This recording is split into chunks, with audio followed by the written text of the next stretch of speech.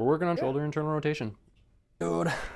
So when we need more range of motion in something, we start with PAILs and RAILs. And Andy, as hopefully if anybody has been following along here, needs some shoulder rotation that we found in our assessment stuff.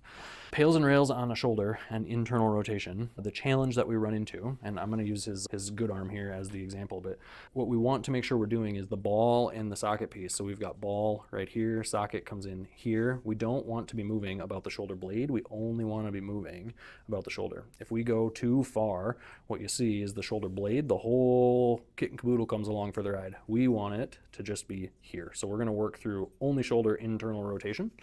The way we do that with the bottom arm is that we make sure when Andy gets set up here that he is almost on top of that shoulder blade so it can't move. And then this here is just there for a headrest so he's not stressed out. But everything is kind of putting weight down on there. And then this arm, what we're gonna see, is gonna run out of space right there. What we wanna make sure is also happening when we start with our, again, it's always a 2-minute passive stretch to start. What we wanna make sure is happening is that this thing is pinned to the ground right here. I cannot get my fingers underneath it. He is not going to cheat by coming out this direction. He is going to, if anything, shoot for his waistline. So going for there, and then this elbow is not gonna slide its way down towards his waist either.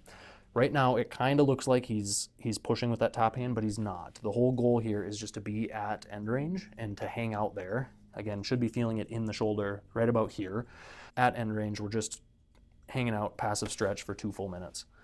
At the end of that 2 minutes, our PAIL contraction, which is, again, it's a progressive angular isometric load, is gonna happen by him taking his bottom hand, pushing it into the top hand, and the top hand is just gonna meet that force. So he's gonna push as hard as he can for about 6 seconds up into that hand. It's not gonna be able to move.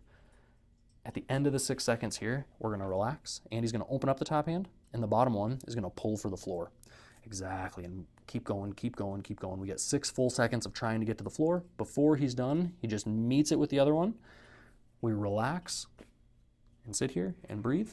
We wanna be here until the top of the next minute, which if we're keeping track, it was 2 passive minutes, 1 set of PAILs and RAILs. So at the top of the 3rd minute on your timer, we're gonna do a second set, which again, Andy's gonna push hand up into the top hand, hard as he can for 6 seconds, and then relax and all the way down. Just like everything else that we're doing, and then you never give up on yourself. Just like everything else that we're doing, we push as hard as we can because we're trying to make changes here. We want to make sure we're talking to your body, telling it what we want out of it. In this case, we want more internal rotation of that shoulder. If we don't force more internal rotation, if we don't push as hard as we can safely, we won't make changes, and especially won't make permanent changes. With all of that being said, we want to make sure we're doing this inside of a pain-free range. Not necessarily in a not uncomfortable range. It's gonna be a little bit, pain's not the right word, it's gonna be uncomfortable. This doesn't feel good, but it shouldn't be sharp. It shouldn't be something that's injurious. And then we wait till the top of the next minute and we do it again. So last one, Andy's gonna push up there. And then he's gonna pull down and away. Good. And then he's gonna meet it and relax. And then just like with every other thing, when we're done here at the end of our 5 minutes, we are just gonna breathe and relax and tell our bodies that this is okay. And if we did a good job here, what we should have is still, I shouldn't be able to get my hand under there. And we should have, I'm from a weird angle here, it's hard for me to tell, but it really looks like we gained a bunch of range. We should have gained a bunch of range. Good. That's PAILs and RAILs for shoulder internal rotation.